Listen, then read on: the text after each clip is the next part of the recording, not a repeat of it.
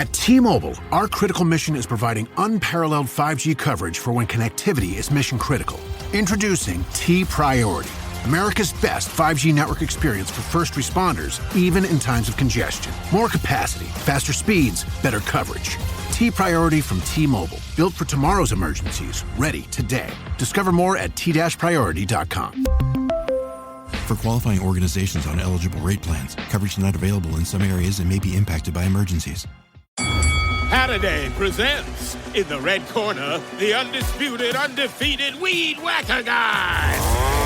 Champion of hurling grass and pollen everywhere. And in the blue corner, the challenger, extra strength Halliday. Eye drops that work all day to prevent the release of histamines that cause itchy allergy eyes. And the winner by knockout is Halliday.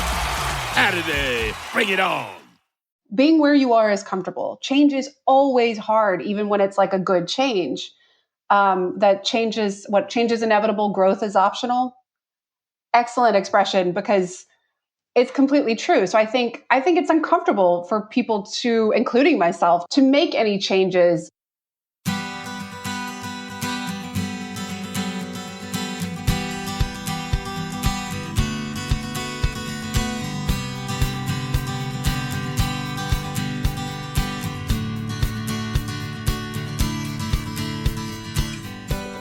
Welcome to Parent Footprint with Dr. Dan. I am Dr. Dan. This show is about making the world a more loving, accepting, and compassionate place, one parent, one person, and one child at a time. The key to raising healthy and engaged kids is for us parents to seek the same in our own lives and strive to be the best versions of ourselves each day. No matter who you are or where you came from, with increased awareness, you can be purposeful about leaving a healthy footprint for your children, your family, and those you care about while living your own life to the fullest.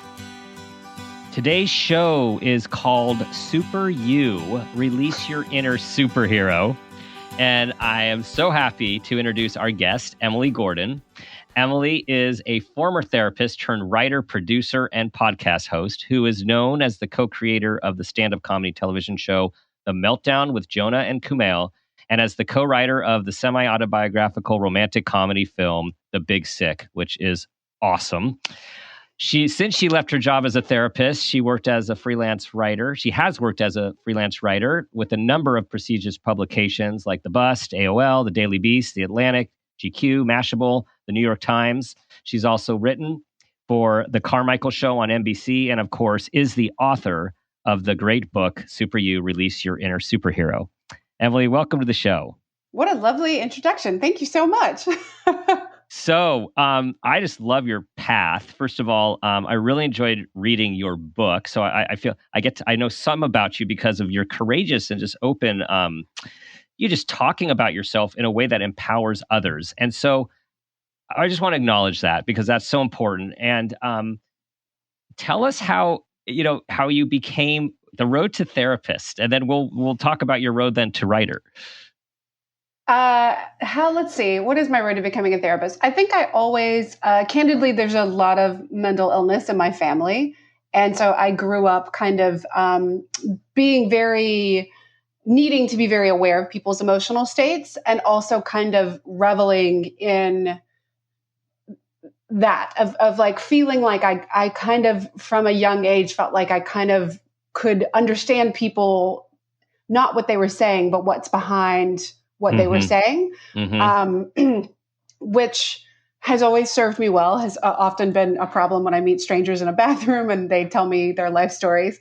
And so I got really interested in mental health in college and took a lot of psychology courses and realized that this kind of felt like something I wanted to do with my life. I liked the idea of kind of having an individual impact on people. I find people endlessly interesting. So it was a pretty natural progression for me to become a therapist and go straight through school and just go straight into working as a therapist after I graduated from getting a master's degree. And then somewhere along the way, you're like, I don't know. I'm curious about, as a therapist, as part of one of my hats, I'm just curious about that experience.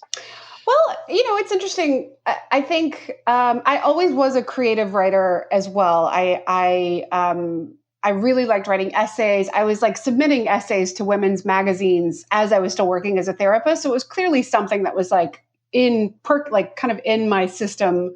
I was published in the newspaper in third grade for an essay I wrote. Nice. Very important. And so I think that was it was a way I found of expressing myself, but I come from a very practical Southern family, and writing that's not a career that you can take. Like, that's not something you can do for a living. So I kind of always thought of it as a hobby. And then quite honestly, I worked in the field for about 7 years. I worked with pretty complicated, kind of complex, taxing populations. And if you've seen The Big Sick, you also know that I had a period of being hospitalized in my late 20s. And the combination of just having a tough populations working with and coming back from being hospitalized, I was just very burnt out. I got very burnt out from seeing clients. I realized I could kind of see in myself, I'm not as effective as I am with clients, as I should be with clients, because I'm kind of focused on myself, which I should have been at that moment. Right. And that was kind of what led me to start thinking, can I step away from this? Which, as you know, you go through all this schooling, you do all this licensure stuff, you do much work to try to get there. And I loved what I was doing so much. I could feel within myself that I was getting burnt out. And I thought, is there some way that I can do something else that also feels fulfilling? And perhaps I think I thought when I stepped away, I'll come back when I'm feeling like I can focus on my clients solely. And I don't know what it means that I never went back. I guess I'm still focusing on me. You're helping people in other ways, right? I would like to think that. I would like to think that, yes. But, it's one thing to say that. It's another thing when you go from like actually sitting down with a person and watching their progress versus being like, theoretically, I think I'm helping people with my work. It's a different thing. Yes. Well, and for listeners who have not seen The Big Sick, first of all, you need to, but this is important. As Emily just very humbly said, I was hospitalized for a short period of time. So Emily was in a coma for, was it 8 days? It depends on 12 is what I say. Okay. 8 is what my husband, who says that I was technically moving my eyes and trying to speak. This is a dark topic, but in my head, 12 days, in his head, 8. Okay. So this is not just a hospitalization. This is what, people who quote wake up literally emotionally, psychologically, or spiritually have say like, this is a wake up call. I got to really, I want to really think about how I live my life and what I do. And so I have to imagine all of that went into what you had just talked about, that process. Very much so. But I also think what's so funny is that I can say all that looking back at it, that I was like, I have to change my life. It's time. But I think at the time I was trying really hard to project this idea that, I didn't change. Everything's fine. Like so much of my life was thrown into an upheaval, and so much of my life changed so quickly that the only way I knew to cope was to insist that nothing had changed. I was like, I'm still the same. I even wrote an essay in a women's magazine about how I was in a coma and I didn't change at all. But the truth is, within 3 months of getting out of the hospital, I had gotten married, moved to New York City, and changed careers. So obviously, not much changed at all. Right. It absolutely did. I realized only in hindsight that I stopped. I became more fearless as a result of getting sick, and I also got way clearer about the idea that I wanted to live, as you were saying, I wanted to live with more intention. That even if I was doing something, I wanted to be in charge of the boat. And not just kind of, I'll just do this because it's here and I don't have any choices, but to kind of take a little bit more charge of what my life was. And you have, and you did. And did it also change your, ability, courage about being so transparent with your life, not only in the movie, but in your book? You put it all out there. Would you have done that before? That's a good question. I don't know. It probably did make me more brave. I think I do. and it's something that you can kind of intellectually learn, but it's hard to have it in your bones. But like when you kind of have a brush with death, you do have this sense of like, what are you going to do to me? What could you possibly, what I have nothing to be afraid of. There's nothing that you can do to me that will compete with that. So I'll just do what I would like to do. I've tried to be I do have boundaries that are very specific for me and very important to me, that like, oh, people don't get to have this much information about me. I'm going to keep this for myself. I'm going to keep this part of my relationship to myself. But for the most part, I do feel like, I've only grown from hearing other people's stories. I've only felt less alone. And I think I figured out, when I was trying to figure out what I wanted to do with my life after getting sick, I just want people to feel less alone. That's in whatever capacity I can do that, that's kind of my mantra. And so to me, that if that means me sharing part of what I've been through and being like, what's it been like for you? Great. And I won't say there's also a selfish bit of like, it's fun. It's good to unburden yourself. It feels good to kind of unburden yourself of things. It feels good to unburden yourself. I'll leave it at that. Yeah. So how did the book come to be? I know that, you worked with a younger population as well, like a younger clinical population, and realizing that a lot of our like psychobabble techniques that we learn, and it doesn't always land so well with a lot of people, particularly teenagers and such. I was a really rebellious kid. I was a bad kid. I was a bad teenager. I was in trouble a lot. I got that classic, like, she has potential, but she's wasting it. Like, I got all that. And that ended up being the population I worked with for the most part as a therapist, which my mom thought was hilarious, that I was like putting myself in the place. And they were really challenging to work with, but also really wonderful. And they're so raw. All your emotions are so raw when you're that age. All of your you're kind of putting together all your building blocks of how to be a person. And I think when I had wanted to write a book, and I thought, is there anything that I could have read as a 16-year-old who hated herself and hated the world? Is there anything I could have read that would have made me feel less alone in hating myself? And that's the book I wanted to write. I wanted to write the book that I would have, I hope I personally would have benefited from reading as a 16-year-old. And I took some of my stuff from being a therapist. I took some of the stuff from working with teenagers who were quite troubled. And then I took some of the stuff from being a troubled teenager and tried to put that together in a format. There were many different formats that the book took, and this was the one that the most people were interested in. I'll say this: I wanted to write a video game strategy guide for life. That's what I wanted to do.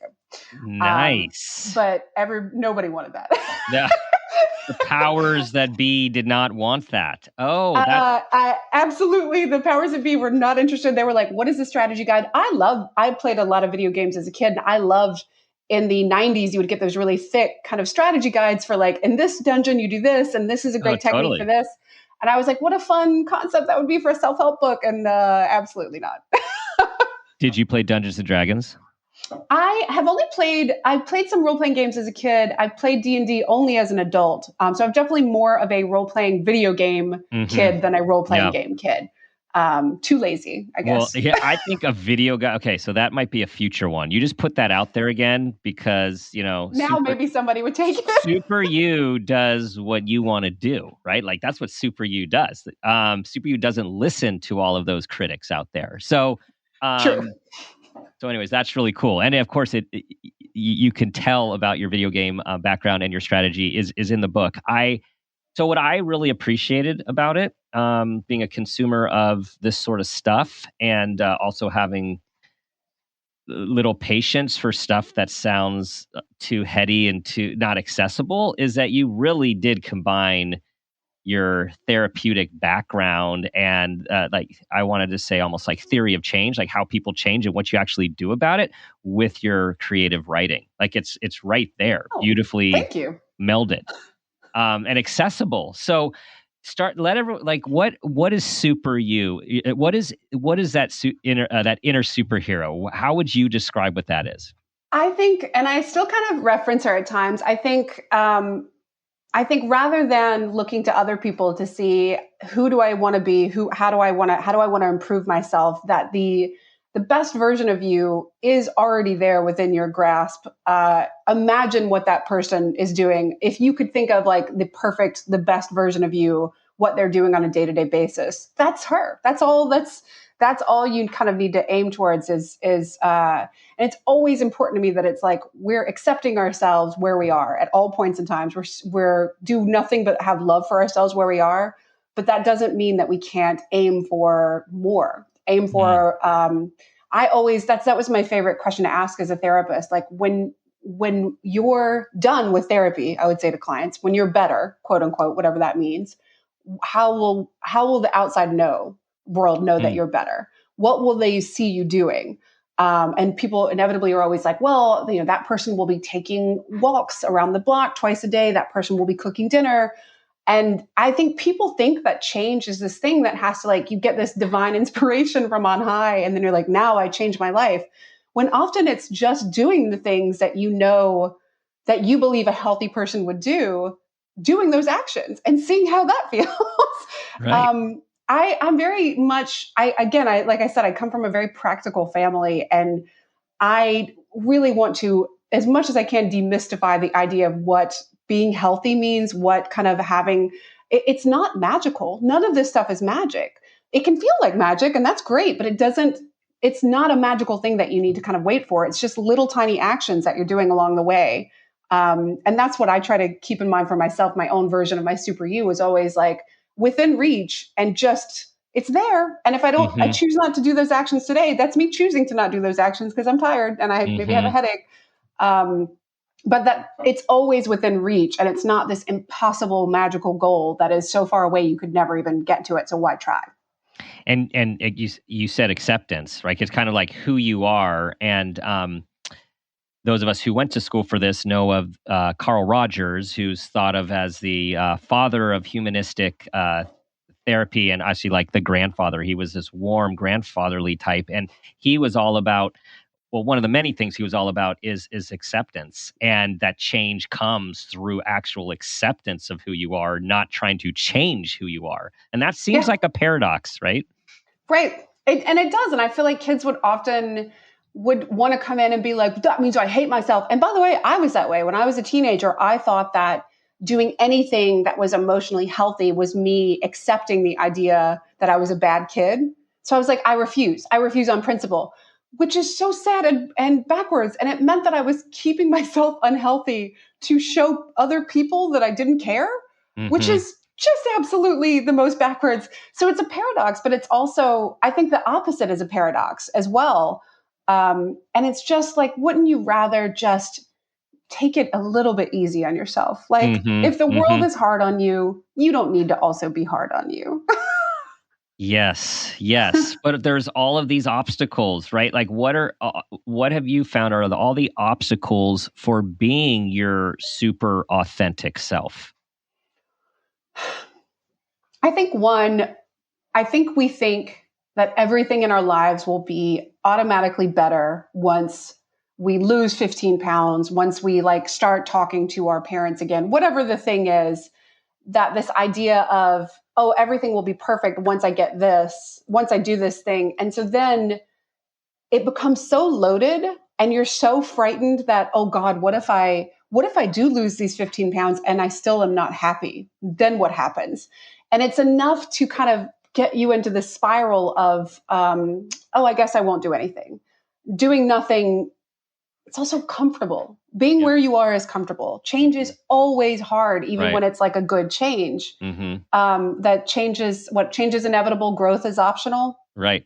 Excellent expression, because it's completely true. So I think it's uncomfortable for people to, including myself, to go through to make any changes. And it's a daily practice. That's the other part. I think also people think when they go to therapy, whatever it is, I'll fix this and then I'll be done. And the first time that they have another negative self-thought thing, they're like, oh, I thought I fixed myself. I guess I'm broken still.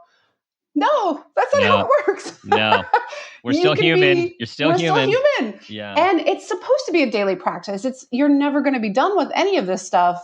I was just saying that to my therapist this past week. I was like, you kind of think, oh, I've come so far. And then you have like a setback and you're like, oh, am I all the way back here? And she's like, no, you never moved backwards or forwards. You've always been right where you were, which is where you're supposed to be. And I think those being frightened of actual change and being uncomfortable with actual change, and then are kind of the biggest obstacles that I see, both in myself and in other people. Mm-hmm.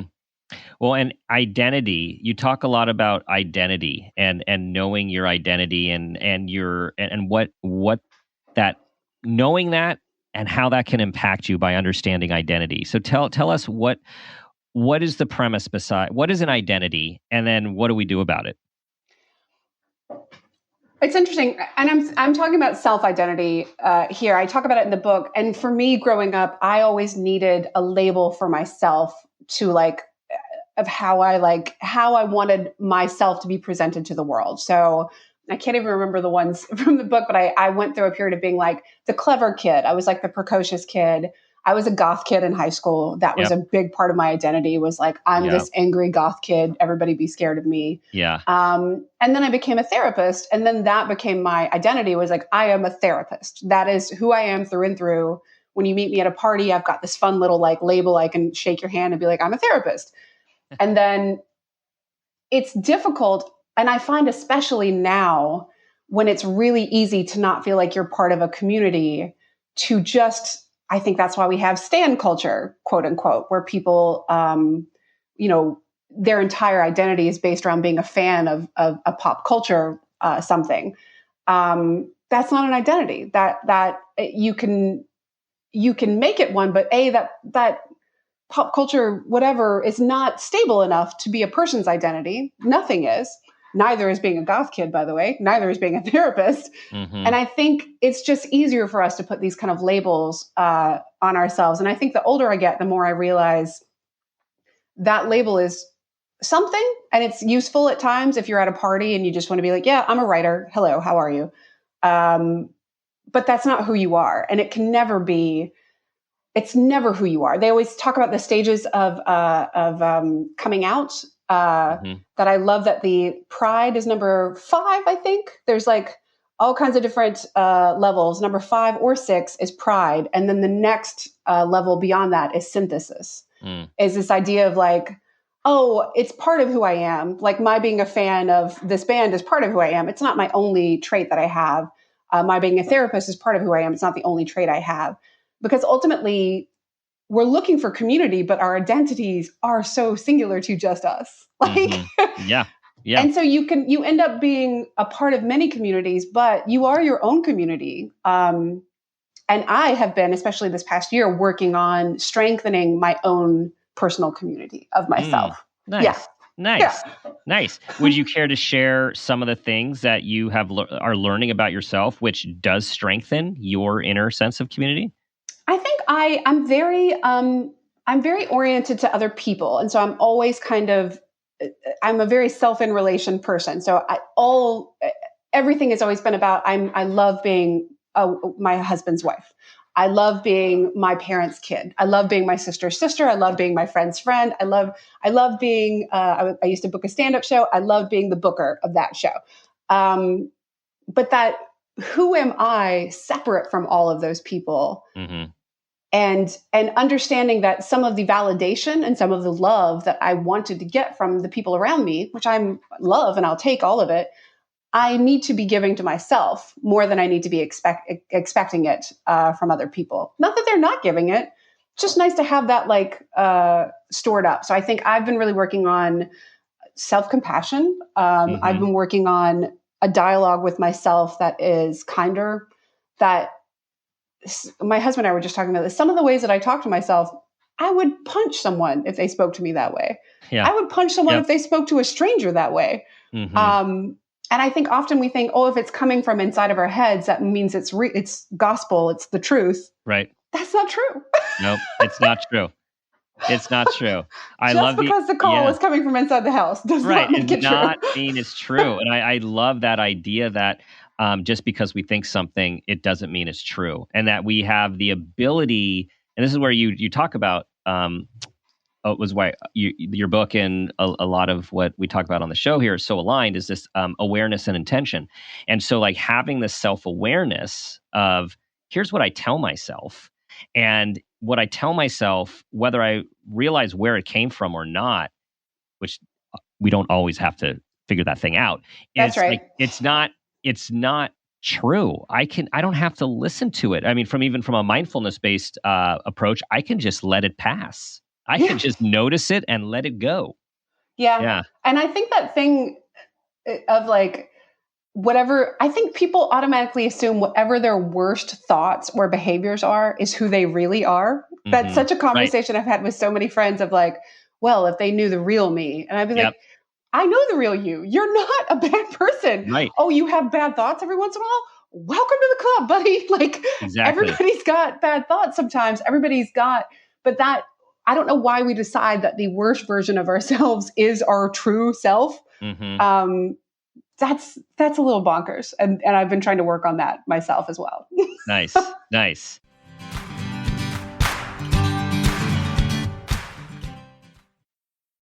This episode is brought to you by Shopify. Forget the frustration of picking commerce platforms when you switch your business to Shopify, the global commerce platform that supercharges your selling wherever you sell. With Shopify, you'll harness the same intuitive features, trusted apps, and powerful analytics used by the world's leading brands. Sign up today for your $1 per month trial period at shopify.com/tech, all lowercase. That's shopify.com/tech.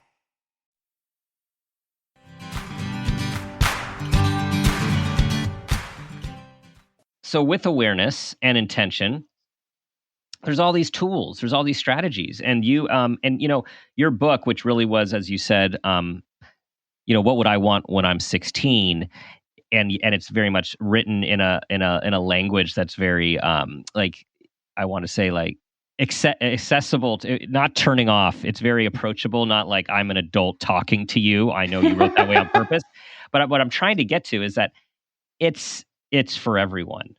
I mean, I read your book. I learned from your book. I learned different perspectives of what I've learned in my work from your. So I want to say, like, there's larger concepts that you threw out there about, hey, there's tools, there's things that we can do to be this super version of ourselves, which is already in there.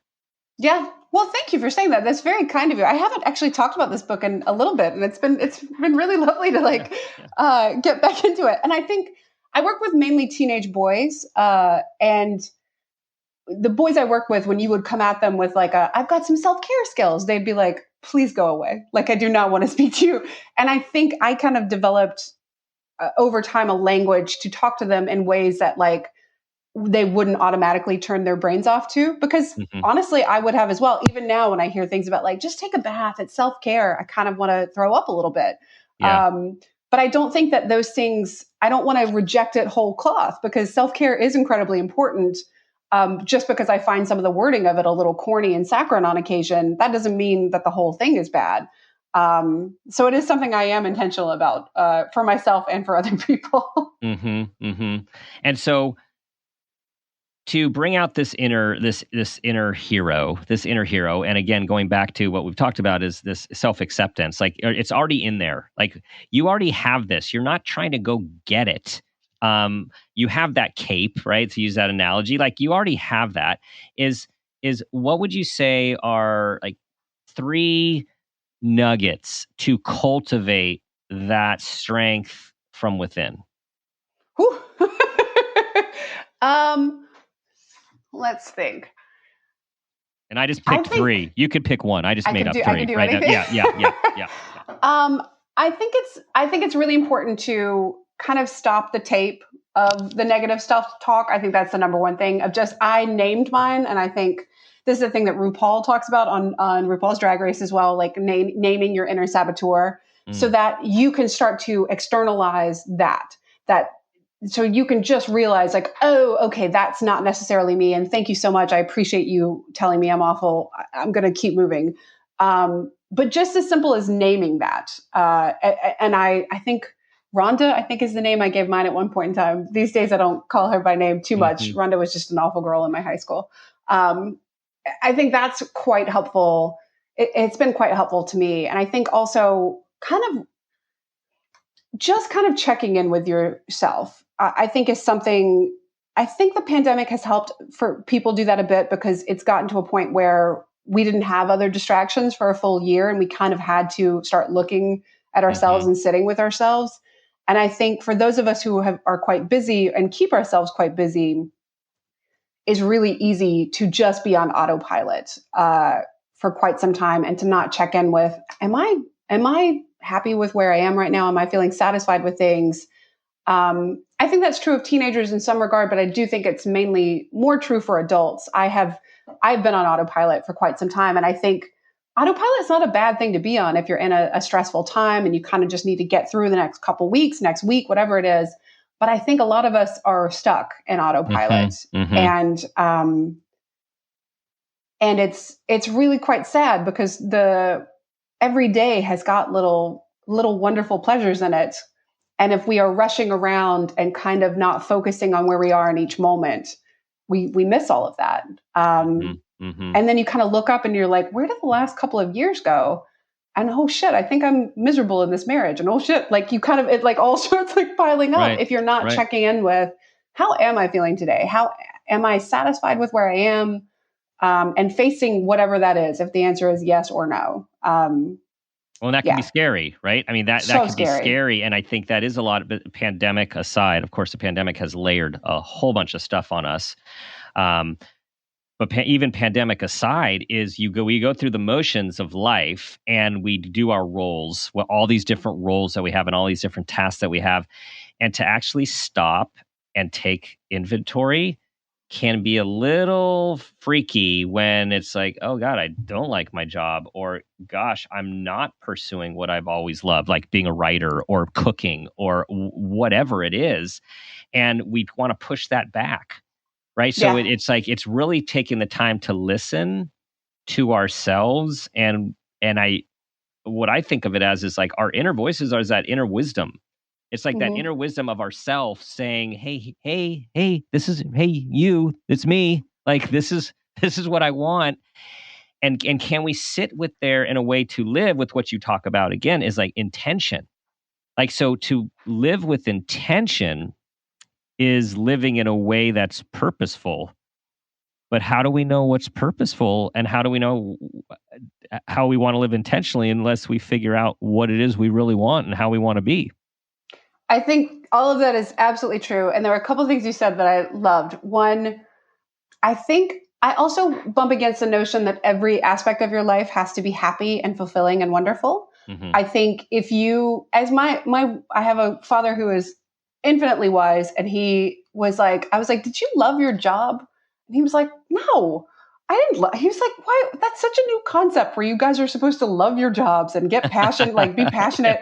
He was like, my passion was being home with you guys and playing basketball. And so work was something I was willing. He's like, I felt confident at work, but I wasn't there because it fulfilled every aspect of my being. But part of my life, I just think you should have, like, if one part of your life is maybe not exactly where you want it to be, do you have spaces in your life where you can collect joy and confidence? Yeah. Because I recognize I have an amazing job and I recognize that not everybody gets to have a job that is like fulfilling, like passionately fulfilling, and you get to work your own hours. I've had crappy jobs too. You just kind of want to make sure that the other parts of your life are making up for the part that you have to do, I think is important. And I also think that's what I would ask. I ask friends and I would ask clients this, like, where are the moments in your day where you're happiest? When on a given day, what do you look forward to? What is it that when you like have a few minutes to yourself, what do you like to do? And just kind of being aware of those things. So like, rather than even focusing on like, what parts of your life do you hate? What are the parts of your life that bring you joy?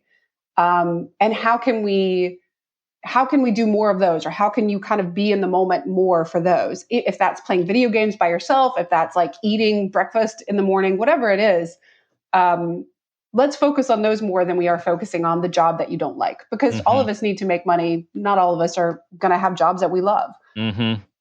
I had a colleague who gave a keynote talk at a conference I was at years ago. And she was basically talking against this whole passion stress that is put on everyone, particularly kids, about you need to find your passion. And she said, she had a phrase for it, which I can't remember, but she said, she didn't find her passion till she was like something she really loved doing as a career until she was 45. And she said if she grew up with the same messages that many kids are growing up now with, that you need to find what you love and your passion, she's like, I would have been like, I'm doomed. Like, I'm just not going to make it.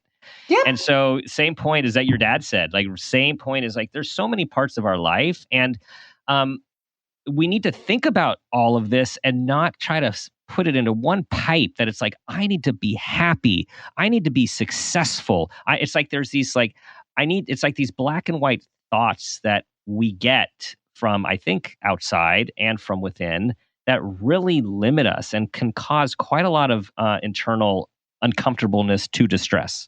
Yeah, I think I like to advocate for competence at work. I want people to feel like they're doing a good job. Like whatever you're doing a good job. I think competence with work is more important than like passion and joy. And outside of the job that I have now, my favorite job I've ever had was when I worked at a women's center, like a women's community center. And I was just like the fill-in grunt. I spent all my days rearranging brochures and like unjamming the copy machine. And I was like, every day I was like, I went to work and I was like, no one else can do what I do here. What I do is so important, because they could not unjam that copy machine. Mm-hmm. And I didn't get paid hardly anything. It was not a good job. I worked terrible hours, but and that was also true of my therapy jobs. I felt quite good, but I think some people would call that a dream passion job too. I've had jobs that feel terrible, but a job where I feel like what I'm doing matters is kind of the most important thing to me. I can kind of figure the rest of the stuff out. Mm-hmm.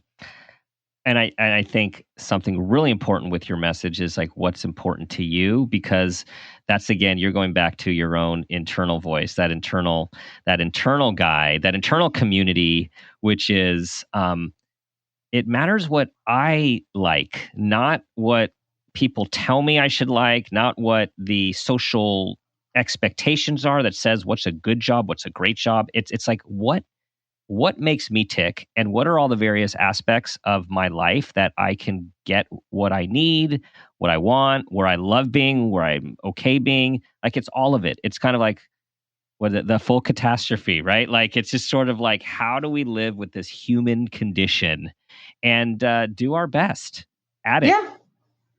I think it's kind of feeling a sense of like, and that's a question I would ask clients a lot too, is where do you feel competent in your life? Where do you feel like I'm doing an okay job? And you'll find that people do not want to brag about themselves. This also could have been a function of me working in the South. And B, I think people have a hard time understanding what competence versus like joy, like they would be like, well, what does that mean? Like, I love doing it. It's like, it doesn't have to mean that you love doing it, but that when you look down at it, you're like, oh, I did a good job. Like I did a good job there, whatever that is. Yeah. Well, and there's a book it's called The Big Leap, and not to be confused with the great movie The Big Sick, where the author talks about people's different zones and like zones of excellence versus zones of genius, and like we operate in these different zones. And again, it's about being aware. It's really a lot about self-awareness of, we don't have to be excellent. We don't have to be genius. We be great if we can be content. But as your dad wisely said, it's where in your areas of life do you find, which I do think joy is important, but we can determine where to find that joy and need to, I think, go within to say, like, where do we get joy and how do we get more of it while also living the rest of our life with all of its other responsibilities and choices? Absolutely. Absolutely agree.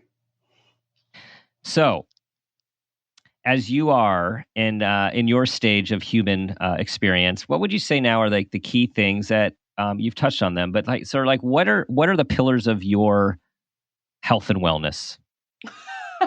Woo! Okay. Keeping it small, keeping it very small, light questions. Small questions here. Small questions. Yeah.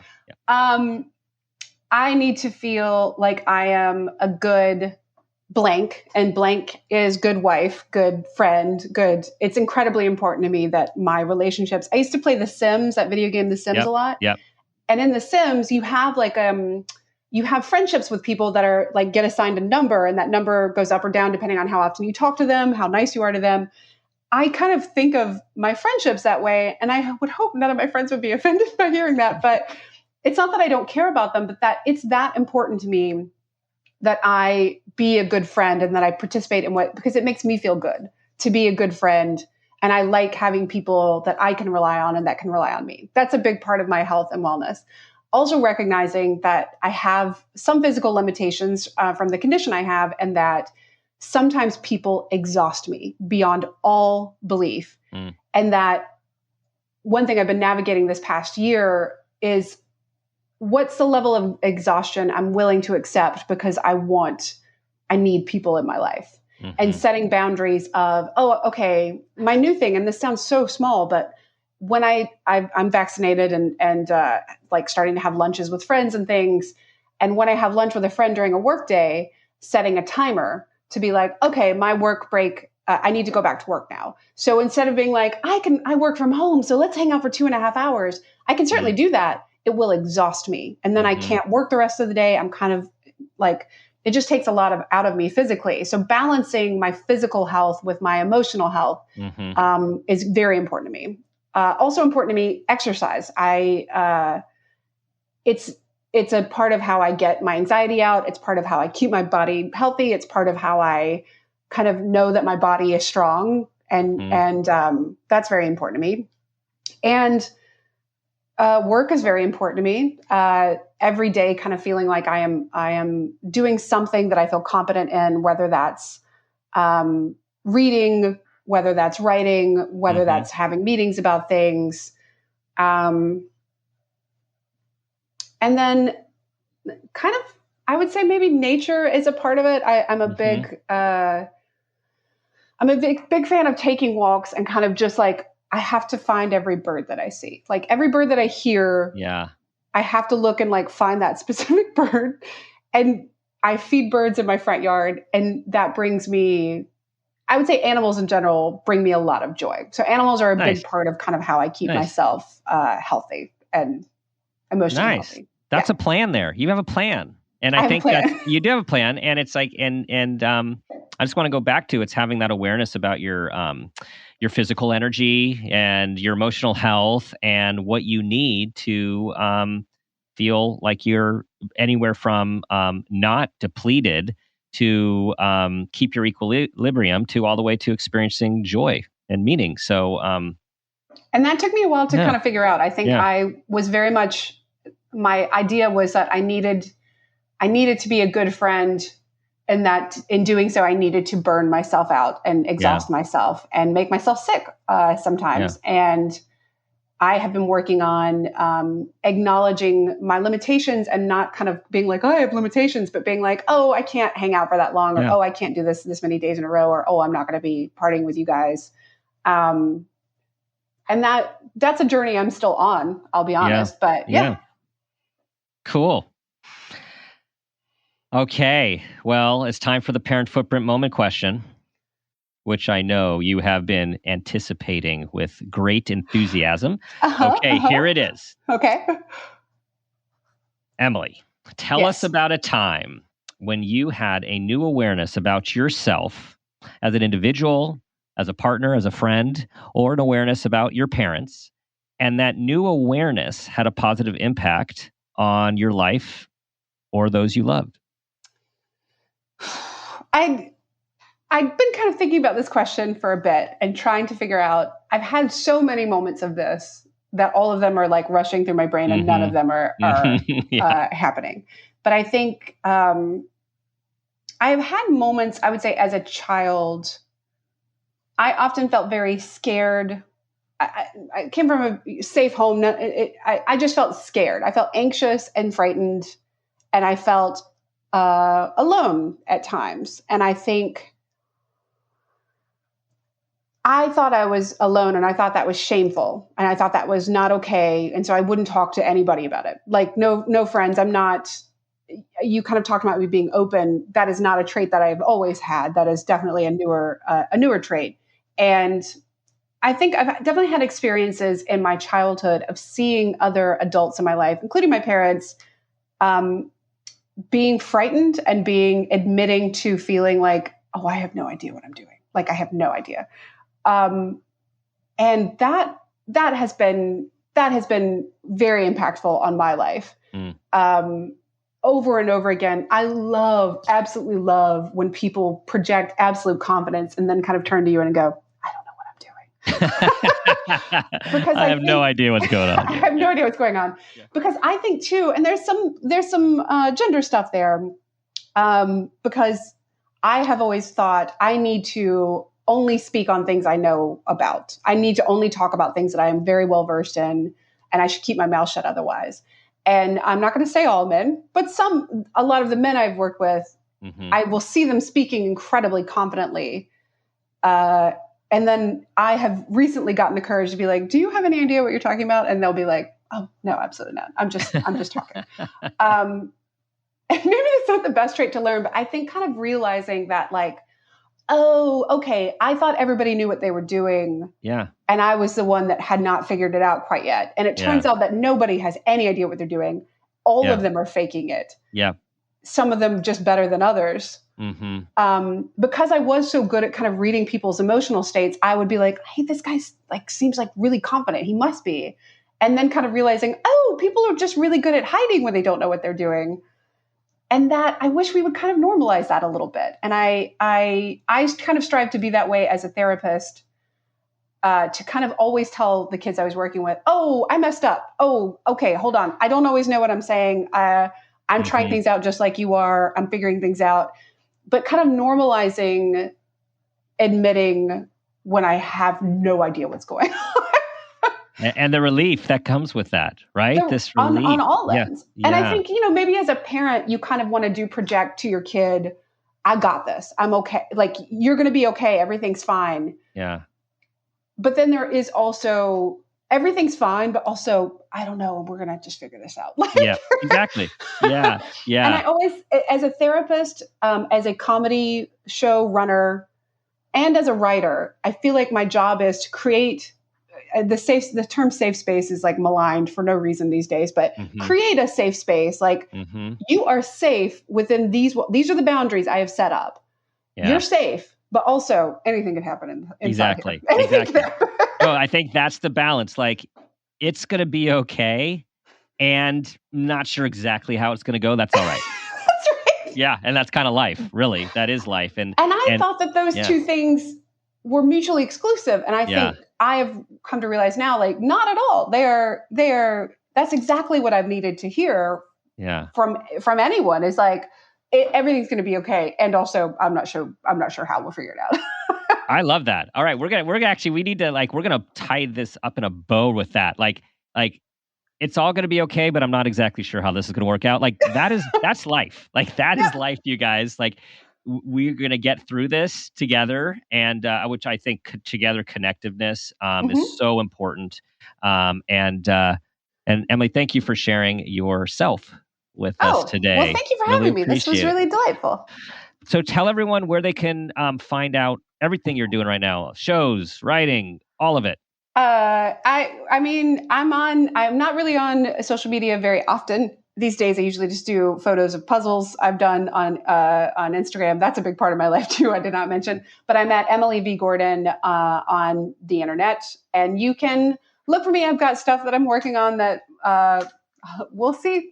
Little America is a show that I have that is on Apple TV Plus, and it is a lovely anthology series that we're doing a second season of. now that the world is starting to come back. So that's the thing I would love for your listeners to know about. Awesome. Well, thank you. Thank you so much. All right, everyone. That concludes our show today. Subscribe if you like what you hear. Tell a friend. Pass on the show. And as always, remember the guiding question, what footprint do you want to leave?